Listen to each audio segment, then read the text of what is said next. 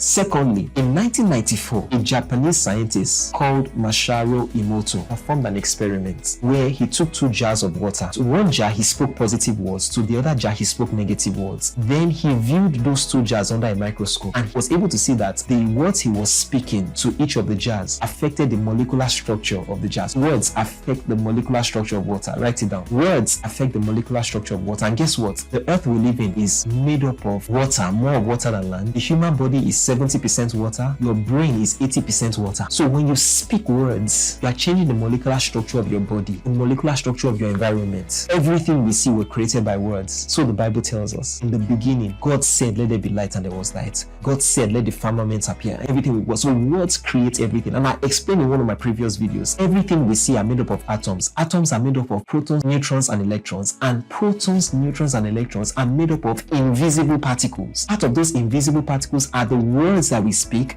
the thoughts that we think, and the feelings that we entertain. One more time, those invisible particles are made up of the words that we speak, the thoughts that we think, and the feelings that we entertain. So be careful about your words. I hope this works well for you. Do have an amazing day, and bye for now.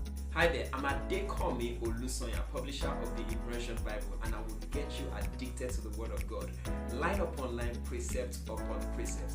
If you would like access to any of my books, products, or services, scan the QR code after this and you will have access to that. Kemi sends her love as always. Do have an amazing day, and bye for now.